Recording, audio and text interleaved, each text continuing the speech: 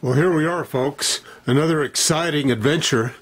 Today we're going to talk about Chapter 9, Confidence Interval and Sample Size. Both of these are a pretty important element. We want to find out the confidence interval because that helps us understand where truth might lie. And then, of course, a sample size gives us an idea about how many samples we need to have in order to get the degree of accuracy for our confidence interval. So with both these elements, Chapter 9 gives us a pretty good start. So let's get rolling here. Now, you'll recall our normal distribution, and you'll also note that we have this area in here, and we're trying to find out the range in which truth is likely to lie. Okay? That's not the politician lie. That's where it's going to reside or exist.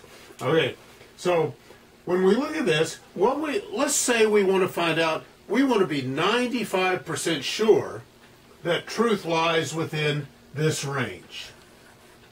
And in our normal distribution, we'll just expand out and find that area. Now these two tails, which head on out forever, they're going to contain a total of 5%. And that's where we hope truth doesn't lie, because we want to be 95% confident truth is in here, some spread around the mean.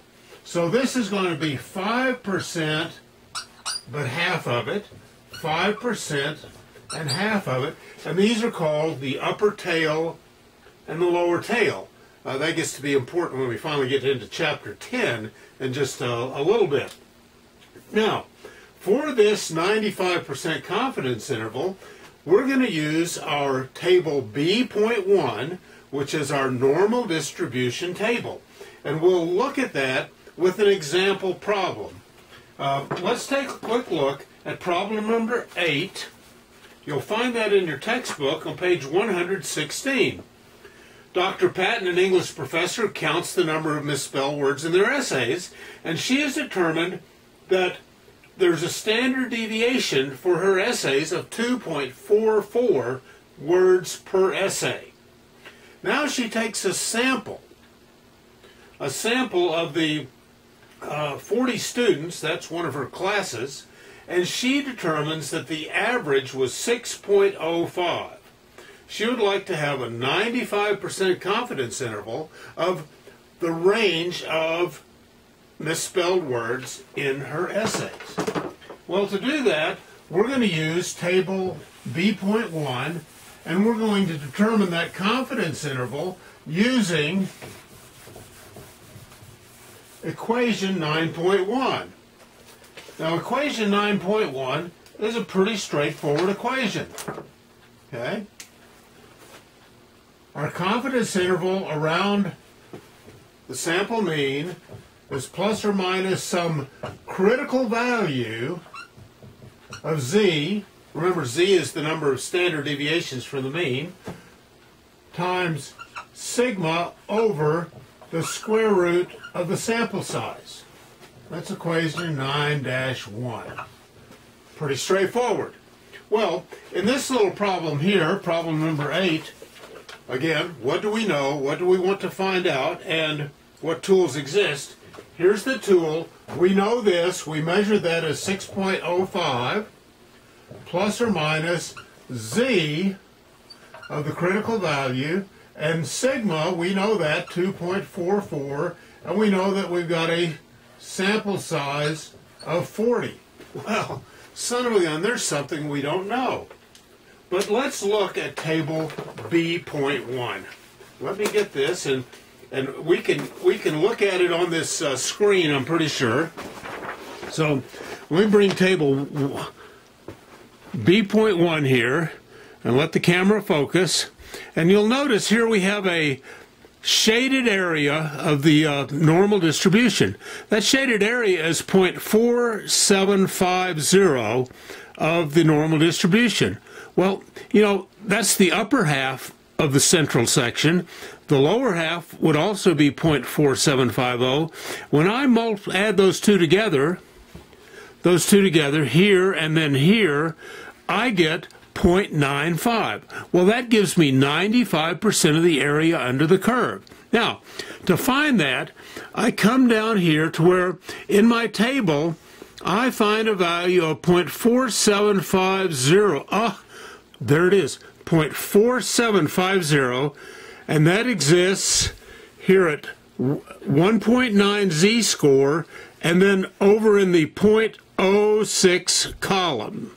Okay, you see that? 0.06. So that tells me that for 95%, the z-score associated with that is 1.96. 1.96. Well, that, folks, is the critical value for 95% confidence.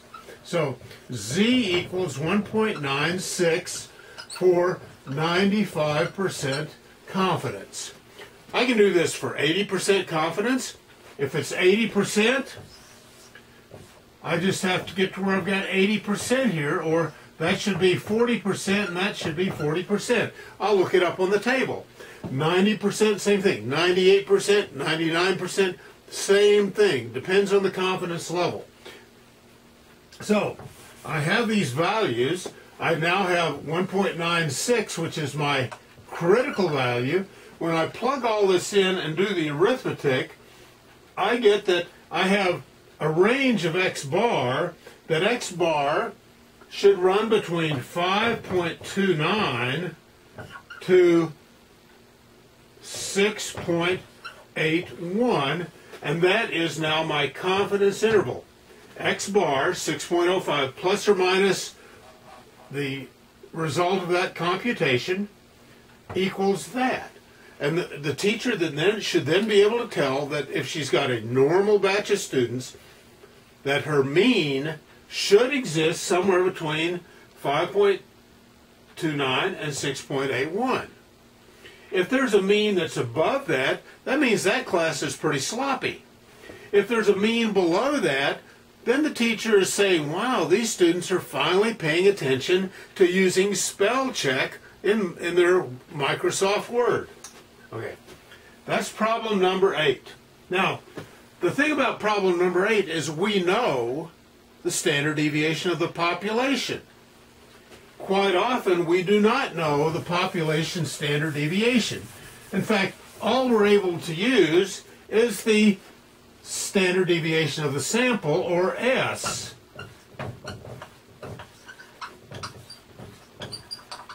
And if we do that, we have to use a different tool to find the confidence interval. It's the same process, except here we're going to use equation 9-2, which says that the confidence interval around the mean is plus or minus a t statistic times S over the square root of the sample size. Now, finding t is a little bit tricky. So, as an example, let's look at problem number 11, which you will find on page 122. On 122, Britain's egg farm wants to estimate the mean number of eggs laid per chicken. They sample 20 chickens, do the computations, the descriptive statistics, and they find that those 20 chickens average 20 eggs per month, and the sample standard deviation is 2 eggs per month. So we're going to find out what we have here. Okay. We don't know what the population mean is. We only know the sample mean. We don't know what the population standard deviation is. We only know the sample standard deviation. So we have to use this t-statistic. Now, t-statistic uses a computation of something called degrees of freedom, and degrees of freedom is n minus 1. Sample size minus 1. And that gives us a little bit wider spread than if I know the standard deviation, but it's also statistically supportable. So, to find the t-statistic, something that was invented by William Gossett, who was a mathematician and statistician that worked at the Guinness Brewery in Ireland back in the 1800s, we go to Appendix B2. Now, in Appendix B2, you'll note that the left-hand column here is called degrees of freedom. Let's see if this will focus in.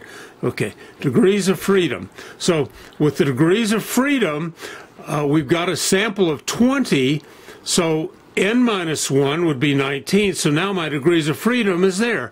And again, we're still trying to find the confidence interval based on some spread around the mean. And here we want the 95% confidence level. So I come down the 95% confidence level to where degrees of freedom is 19, and I find the t-value here is 2.093 for 95% confidence with a sample size of 20, meaning degrees of freedom of 19. Okay, so we know that our degrees of freedom equals 19. We know our t-statistic is 2.093.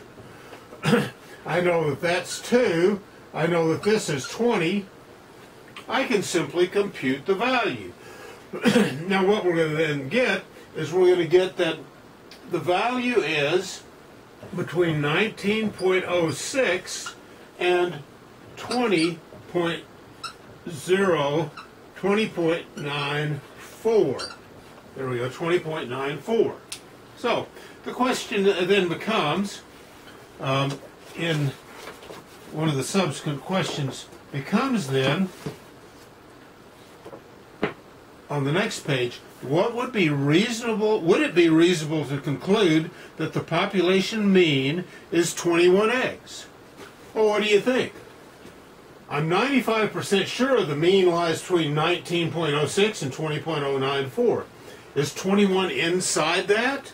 No, 21's outside that 95% confidence interval. Therefore, I'm 95% sure that the true mean lies in there, so 21 is outside. It could be 21, 5% chance that it's outside this interval, but 95% sure that it's inside the interval.